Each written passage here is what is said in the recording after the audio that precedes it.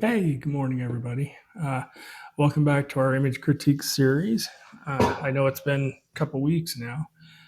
Things have been pretty busy around here.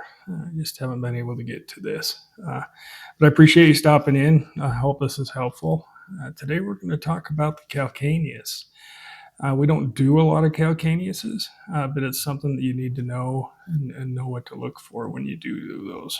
I will be doing a positioning video on the calcaneus just so you guys are aware kind of how to do that. But anyway, let's jump into this. We'll talk about the calcaneus or the heel bone. We're going to use the same PACEMAN acronym. We'll go through these images and make sure what we need to see is there. And let's get started.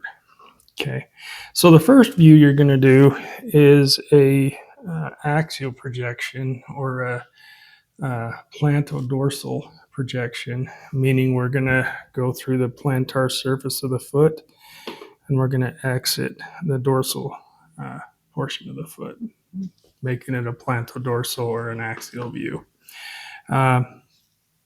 Anyway, I left this picture here just so you guys kind of can see how these are done. We're doing a 40-degree cephalic angle with the tube, and we're going to dorsiflex the foot as much as we can. We usually use some sort of prop like a big rubber band or a rolled up towel will work. Just whatever you have on hand to help that patient dorsiflex their foot. Word of caution, if they do have a calcaneal fracture, this can be kind of painful for them. So tread a little bit lightly. If they can't pull that toe completely towards their head, it's okay. Just do the best you can. Okay, and we'll go over that in the positioning video as well. So let's look at this PA axial projection of the calcaneus. Position-wise, it's pretty good. That foot is straight up and down. Here we can see the calcaneus right here. This is what they call the bottom of the calcaneus, of course, or the calcaneal tuberosity. That's it, calcaneal tuberosity. You can see the body of the calcaneus, but we also want to see the subtalar joint right here. Okay, it's very important that we try to image that. We want to see if there is a fracture in the calcaneus itself. We want to see if that fracture actually goes up and goes through the articular surface, which can make a difference on how they fix it in surgery, whether it's valgus or varus. It's important that we visualize that. And in this picture, it's visualized, which is great. Okay. But back to the position, we've gotten what we need to see. We can see the entire calcaneus plus the posterior skin margin right here. And we're up here into the midfoot. Okay. So yeah, position is great. The area, we're in good shape. The area that we need to see is there.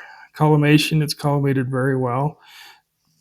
You can see down here in this picture, it's collimated pretty well. You want to collimate fairly tight, but you want to include, both the lateral and the medial. This is the lateral side right here. This is the medial side of the foot. You want to include those margins. You want to include the posterior margin, skin margin here. Plus, you want to include about a third of the forefoot or the hind foot.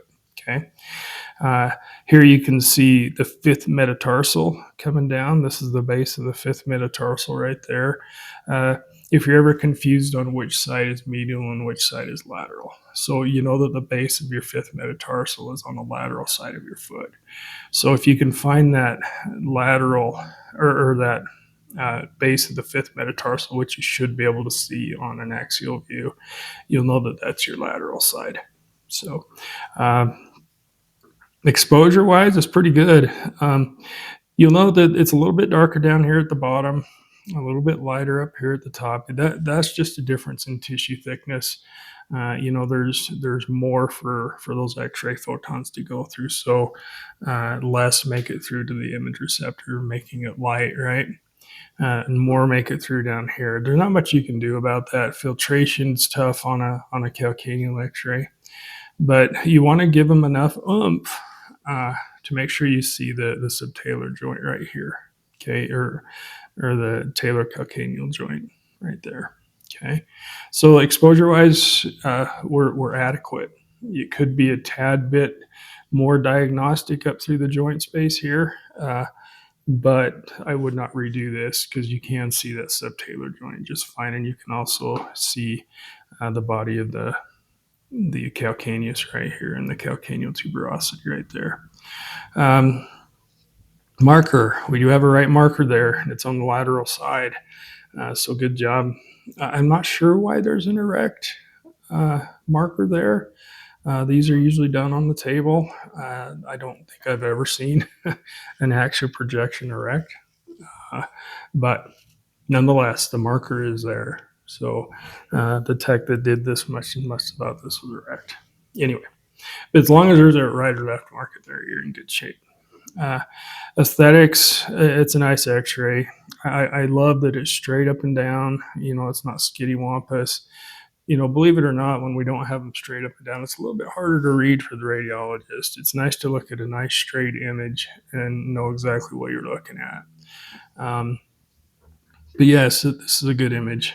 So good job. Anyway, this is the axial projection or the plantar-dorsal projection.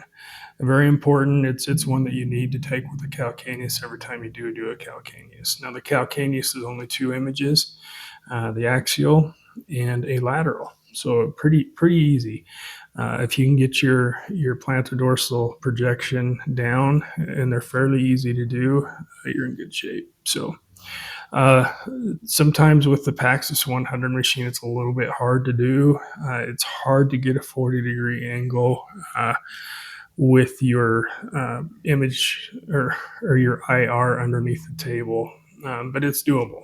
So one thing you can do as well, you can actually do these with the patient's foot on, sitting in a chair with the patient's foot on the image receptor and have them pull that back. Sometimes that's more comfortable for the patient and you don't have to use the table. But it's a comfort thing, whatever you're more comfortable with. So, all right, let's move on to the lateral. Okay, this is a nice lateral of the calcaneus. Position-wise, we're nice and lateral. Okay, we can see the sinus tarsi right there really well. We've included, which I'll talk about in the collimation, but we've included the distal end of the tib fib or the tibial talar joint right here. And we've also included the hindfoot cuboid right here. Good job positioning. The area that we need to see is well established. You'll note that the foot is straight on the image. It looks like we've turned our collimation a little, or our collimator box a little bit to the angle of the foot, which helps straighten that image out on the image or on the display. So collimation, really nice collimation, nice and tight. You can see the collimation lines here and here and here. Okay, we've collimated really nicely with the calcaneus right in the center of the image, which is what you want. Exposure wise, really nice exposure. I mean, we've got good bony margins here. The periosteum is well observed. We can see really good soft tissue. You'll note that the Achilles tendon coming down right here, it attaches to the posterior tuberosity of the calcaneus right here, and we'll talk about that a little bit more in a second. But yeah, nice image. We can see bony corticali, which is nice. All the joint spaces are well seen, which is really good. So good job. I love the talar dome right there. It's a nice picture of that. So yeah, exposure wise, we're in really good shape. There's one thing that I did want to mention, just so you guys are aware of. On the lateral calcaneal x-ray, they use what is called the Bowler's angle to see if there's any compression of the calcaneus. Most calcaneal fractures come about, falling off of something, or falling 10 to 20 feet and landing on your feet. It actually pushes that talus down into this posterior facet right here, and actually crushes the uh, calcaneus. And sometimes those fracture lines are hard to see on a calcaneus. A lot of times they'll refer them right to CT, where they can see where that calcaneus is comminuted. Um, but the Butler's angle. So they'll take an angle from the posterior facet right here all the way down to the posterior aspect of the calcaneus. And then they'll make another line from the posterior facet all the way up here to the anterior portion of the calcaneus. And that that line should be between 10 and 20 degrees. Okay. Now, when you get a fracture, or that calcaneus has been crushed a little bit, you're going to lose that angle. Okay. Now, if your angle's down around, sub 10, you know that something is going on with that calcaneus. And you guys aren't going to have to worry about that. I just thought that was interesting. And I've always thought that was interesting how sometimes they can detect a fracture just by an angle of the bone. Pretty cool. And I'll explain that a little bit on the next slide. Marker, yeah, we got a nice right marker right there. We know this is right. It's annotated correctly. The foot is swung out to the right side. Very nice. Aesthetics, very, very nice lateral calcaneal x-ray. And you know what I've seen a lot is providers will just ask for an ankle. I'm of the opinion that you're missing a key part of the equation if you're just doing an ankle for a calcaneus. You need to be able to see that subtalar joint on the axial view right here. And if you're just shooting an ankle, you're not going to see that. This view right here helps the provider see if there is a fracture, whether it's on the varus side, turn medially, or turn laterally for the valgus side. It's important that we get this image. And like I say, I apologize for not getting a positioning video out about the calcaneus, because that's something that's important. But yeah, aesthetically speaking, it's a great image. Everything is demonstrated well, and it's a good image. Okay, I just threw these slides in here just for giggles. I just wanted to show you guys a couple calcaneal fractures here. And over here on the lateral, I talked about the Bowler's angle, where you take the posterior facet right here and make a line to the posterior calcaneus and a line to the anterior calcaneus. And you'll note that the middle of that calcaneus is down. So that is going to be a sub 10 degree angle, which means that there's probably a fracture and there's been some compression of the calcaneus. And this one's pretty obvious that he does have a calcaneal fracture right here. And you'll note that where the Achilles tendon comes down here and attaches to the posterior of the calcaneus, it's kind of lifting on that upper piece and giving some separation to that fracture. I know that calcaneal fractures are hard to deal with for an orthopedic surgeon, just because there's a lot of attachments that attach to the calcaneus, one being the Achilles tendon. So they'd have to shrink that down and keep the patency of the Achilles. Anyway, kind of a neat picture. And here we've got a plantar-dorsal projection, and we can see that there is a fracture that goes down through the posterior tuberosity, or the calcaneal tuberosity right here, and here medially as well. So pretty neat pictures, actually. The only thing I see wrong with this picture right here is we don't have the subtalar joint, or the talar calcaneal joint, which should be demonstrated on that x-ray. But another little tip for you, or fun fact, that when there is a compression calcaneal fracture, the odds go way up that you're going to have a lumbar or thoracic spine injury as well. When you land on your heel like that, it's like a shock wave that goes right up your body and can cause, a compression fracture in your back. So whenever you do see a calcaneal fracture right here where the bowler's angle is less than 10 degrees, you're probably going to want to take a picture of their back or clinically rule out any pain in the back. So anyway, I hope this was helpful, guys. The calcaneus is a neat little bone that we have in our body, and it's fun to be able to image it and be able to make diagnosis for a calcaneal injury. Now, calcaneal injuries are tough. The patient usually has to be non-weight bearing for some time. I had a neighbor that fell off of his roof. He was probably 65 when that happened. And man, he struggled the rest of his life just getting around, walking. You use your heel a lot. So yeah, these are traumatic injuries for people. So always keep that in mind. If you do see a calcaneal fracture, be extra nice to that person because they're in for it for a little bit. So one more thing I wanted to talk about. I have a lot of information out there. It's on the Sterling Hub. It's also on my YouTube channel, the Wyoming X-Ray Guy. Everything is put into a playlist.